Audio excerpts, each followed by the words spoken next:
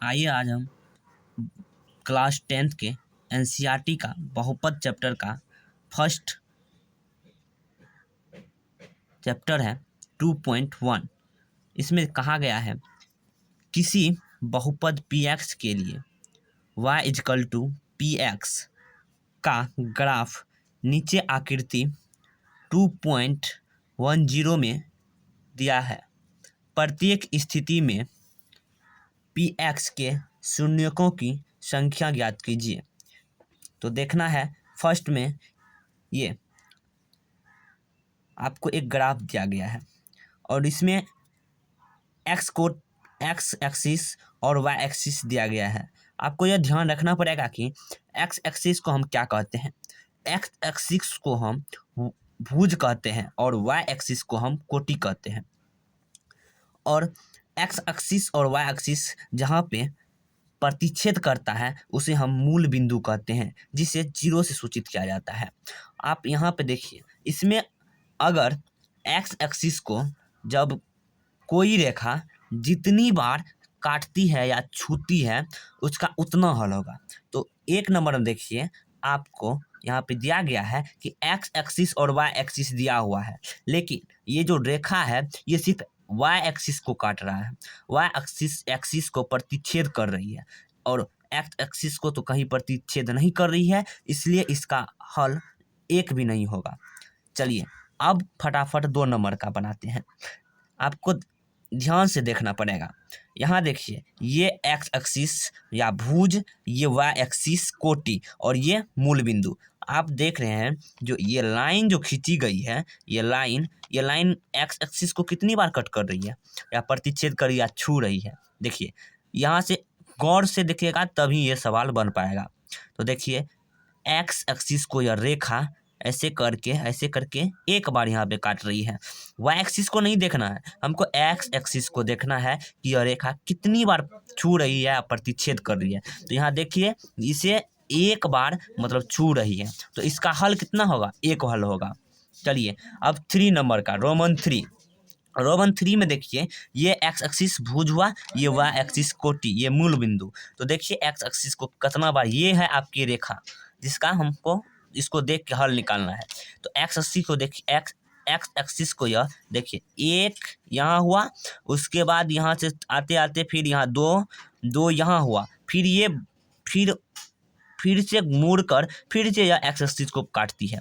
कितना बार हुआ, 1 2 3, तो अतः इसका कितना होगा हल, 3 होगा। उसके बाद यहाँ देखिए 4 नंबर में देखिए, ये हुआ आपका x एक्सिस और ये हुआ आपका y एक्सिस यानी भुज कोटि यहाँ प्रतिच्छेद कर रही है। तो आपको ये हुआ आपका रेखा जिससे हम इसको देख के हल पता करना है, इसका कितना हल होगा। तो देखिए इसको x एक्सिस को या कितना बार प्रतिच्छेद कर रही है या छू रही है। तो देखिए यहाँ से रेखा शुरू होती है, यहाँ से रेखा शुरू होती है। देखिए आते आते x एक्सिस को एक बार काटा, उसके बाद फिर से यह मुड़ के x एक्सिस की ओर जाती है, फिर x एक्सिस को काट के ऊपर चली जाती है। तो यह x एक्सिस को कितना बार छुआ, 2 बार। तो इसका कितना हल होगा, 2 हल होगा। चलिए यहाँ से हम लिख देते हैं, तभी तो नहीं लिखे थे, कोई हल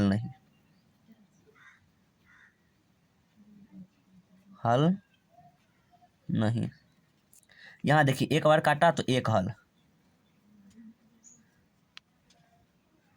यहाँ 1 2 3 हल,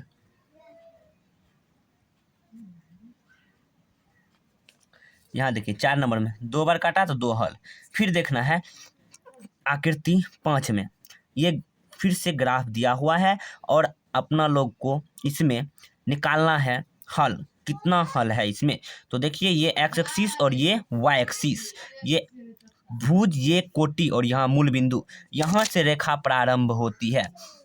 यह रेखा प्रारंभ होती है और शुरू जैसे ही यह देखिए यहाँ से खींची गई है और ये x एक्सिस को यहाँ एक बार काट रही है, उसके बाद ये पुनः देखिए घूम रही है, घूमते हुए पुनः x एक्सिस को काटती, उसके बाद फिर y एक्सिस पर चलती हुई फिर x एक्सिस को प्रतिच्छेद करती है, फिर आगे बढ़ के ये पुनः x एक्सिस को प्रतिच्छेद करती है। तो ये x एक्सिस को कितना बार प्रतिच्छेद किया, 1 2 3 4, तो इसका अतः इसका हल 4 होगा, 4 हल।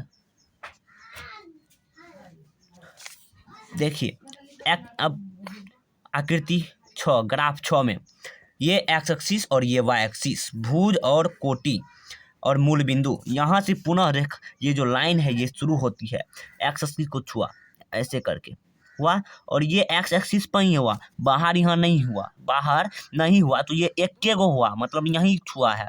इससे फिर काट के वाई एक्सिस को छूते हुए पुनः यह एक्स एक्सिस की ओर आ रही है, और एक्स एक्सिस को फिर से वह छू के ही चले गई, बाहर तो नहीं निकला, ये छू के ही चली गई।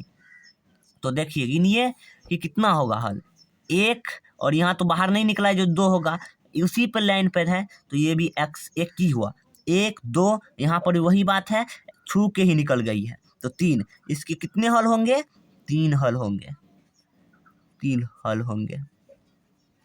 चलिए अब फटाफट चैप्टर खत्म हो गया, यही